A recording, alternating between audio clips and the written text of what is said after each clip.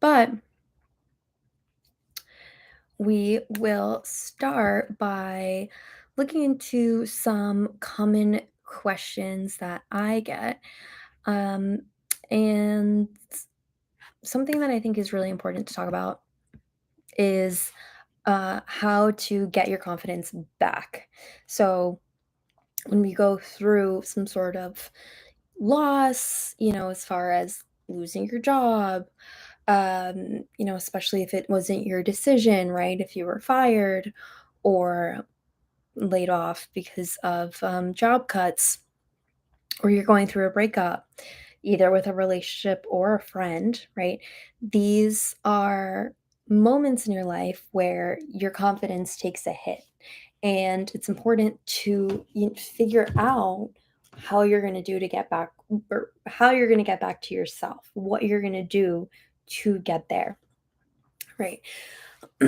One of the methods that I like to use for helping me get my confidence back up is subliminal affirmations or nightly affirmations.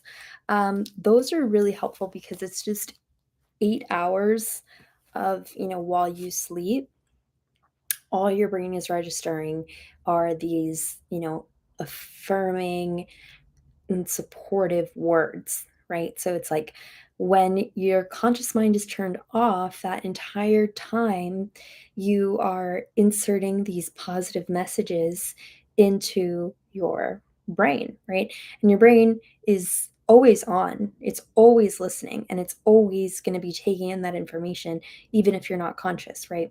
So these subliminal affirmations are a great way to tap directly into the unconscious without having to do anything specific or direct, right? Um, you literally don't even have to know what the affirmations are. You just put them on at night. I mean, you should know, but like, you know what I'm saying? Like, it's not like you have to intentionally repeat it throughout your day, right? It's kind of doing the work for you in the background. And that has just been a really effective method for me, honestly. It really gets the job done. It really gets me back to feeling like myself. Um,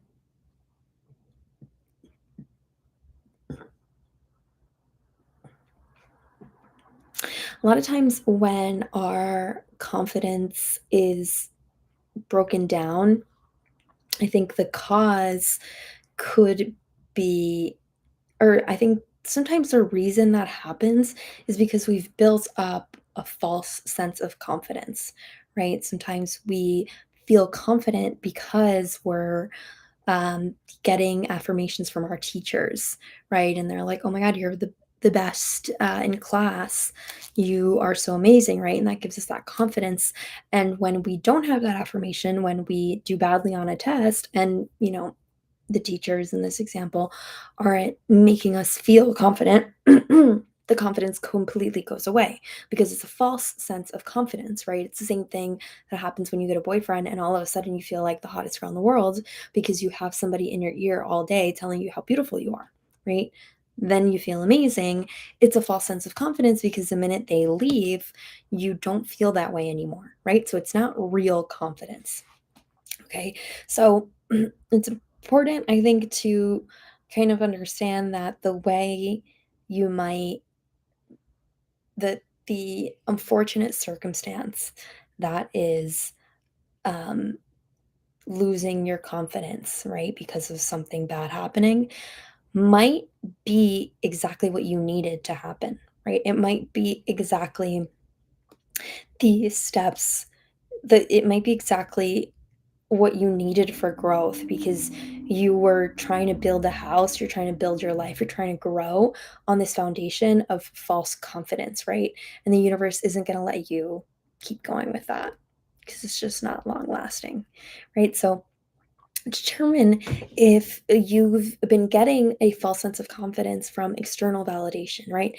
This could mean that you've never developed an internal sense of confidence, a sense of like internal validation that says, I love me because I know me and I love me regardless of how other people feel about me, right?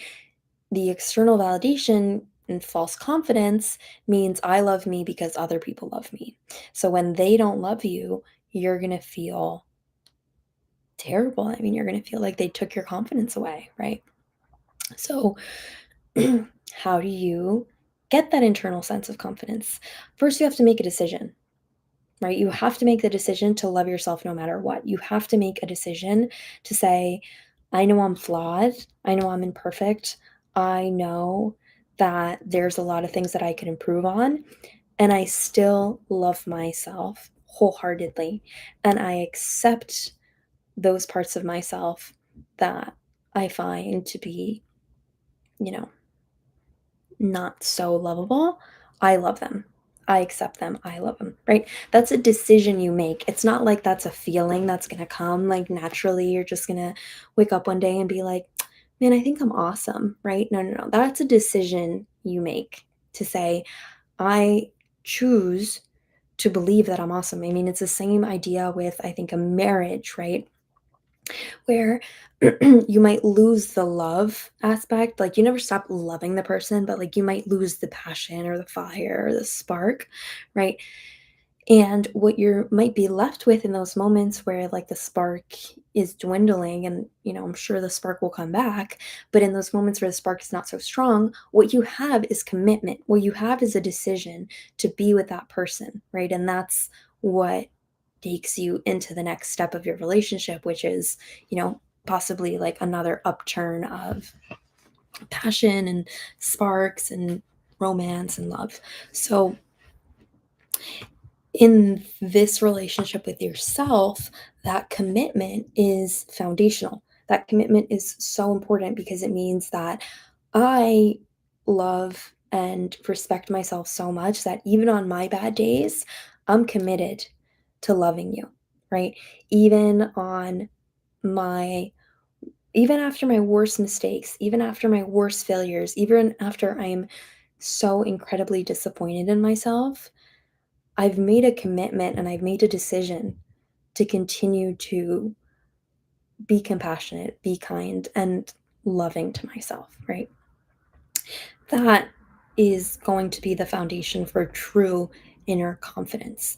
It's the sense of there's nothing that you can do, or there's nothing really that I can do to make me love myself any less, right? And it's easy to say, but I know it's hard to do. I've struggled with my own sense of confidence most of my life.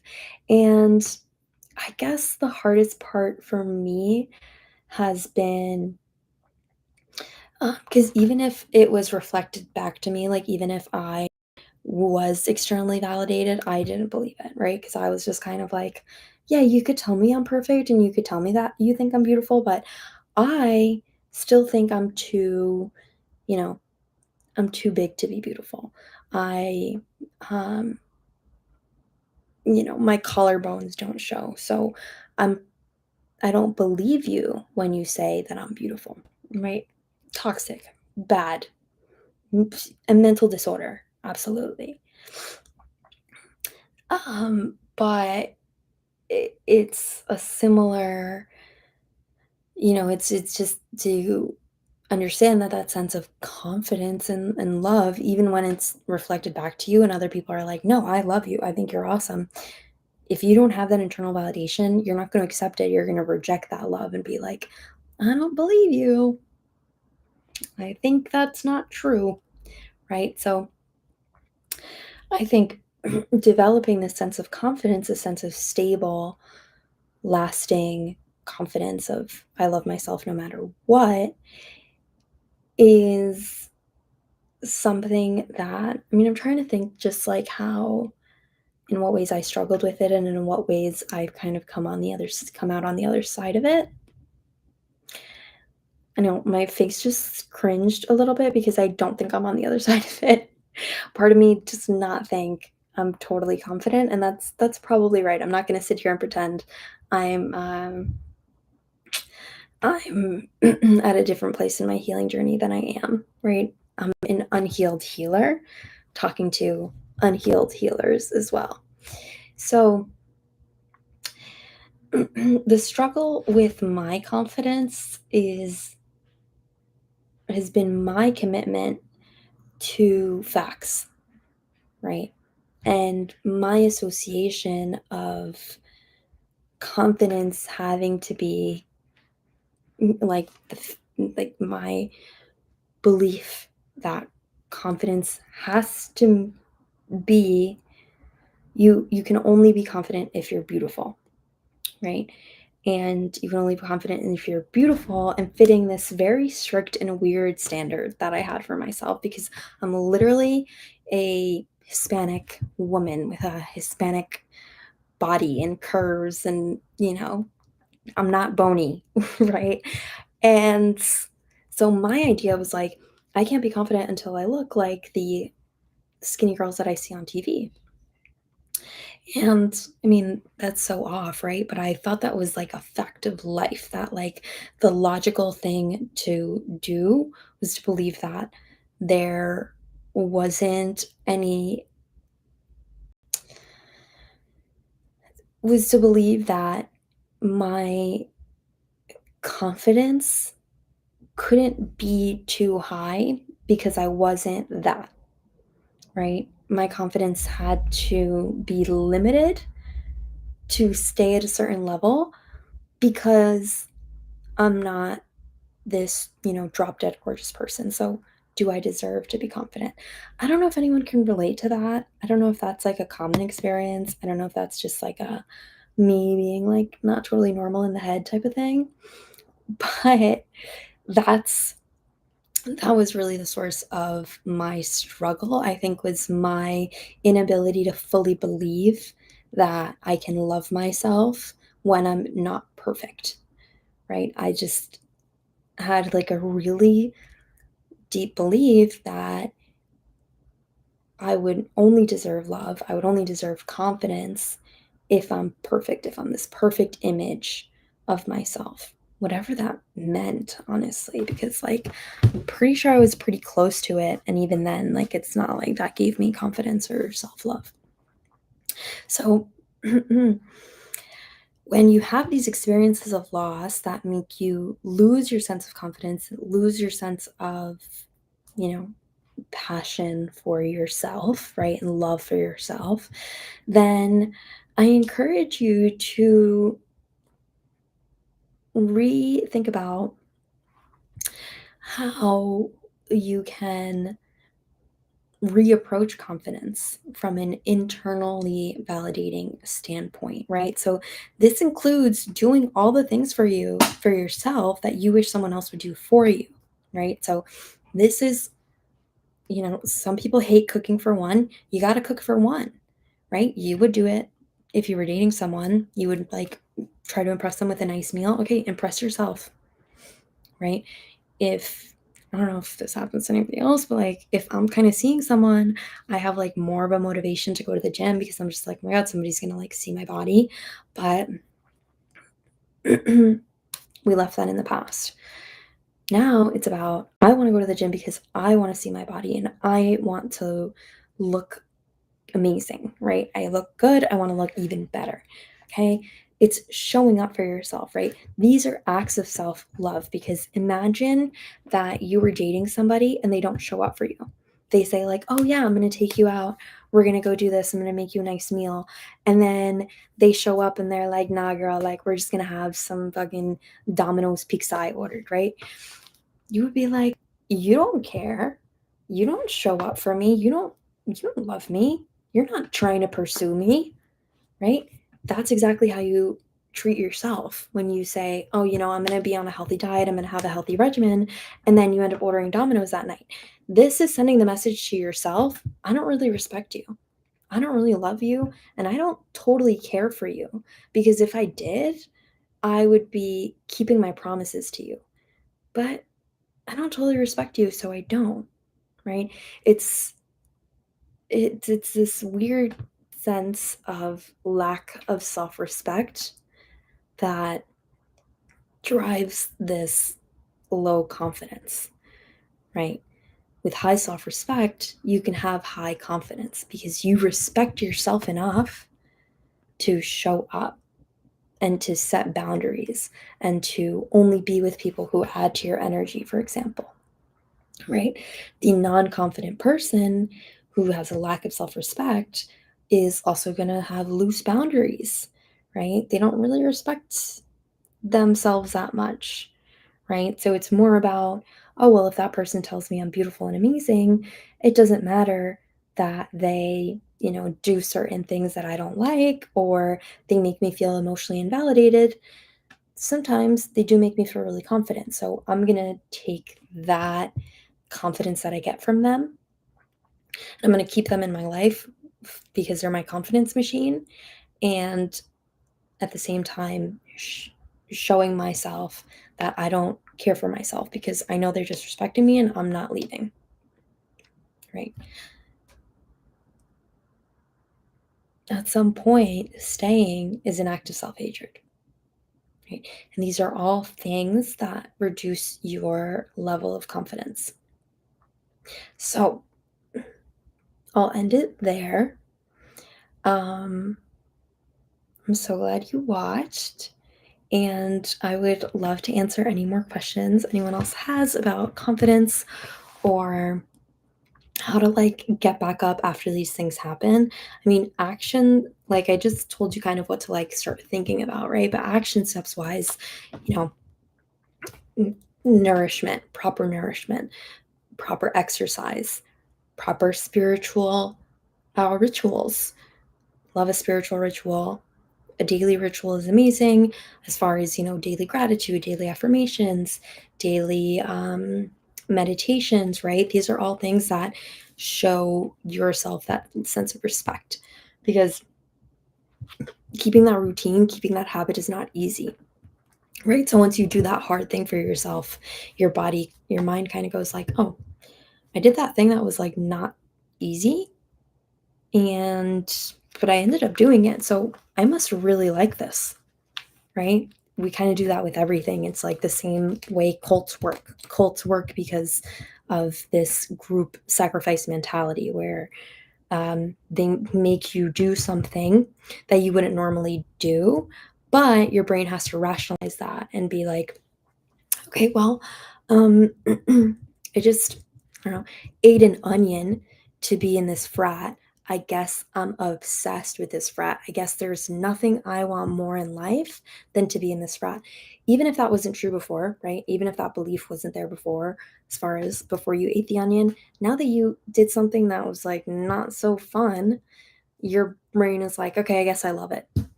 Why else would I have done something that wasn't? Why else would I eat an onion? I guess I'm obsessed with them. Right. Same thing with doing hard things for yourself. You start to create this habit of I didn't want to go to the gym. I went to the gym anyway. I go every day. I meditate every day, right? These are things that are a little bit hard to keep up, especially, when you're trying to add in a new habit, add in a new routine, right? And once you do those hard things, your body ends up being like, well, guess I must really love her, right? Yourself. Guess I must really love you if I'm doing all this self-sacrifice and avoiding Netflix and avoiding Domino's to treat you right and nourish you. It's like, well, I guess I'm in love with you. Okay, this is how you kind of use psychology to work with you to get you that confidence, right? And this is just one of those ways that you can use psychology to benefit you and get you closer to the person of your dreams, to becoming the person of your dreams, right? Not attracting the man of your dreams. Who cares? Um, so we'll end it there. I'm going to be doing this live Q&A session every single Thursday. So I hope you join and I hope you come ready with questions. Literally, if there's been anything on your mind that you've just kind of wake up and you're just or throughout the week, you're just man, I've really been struggling with being jealous about my friend. I've really been struggling with comparing myself to other people. I've really been struggling with feeling stuck in my life, right?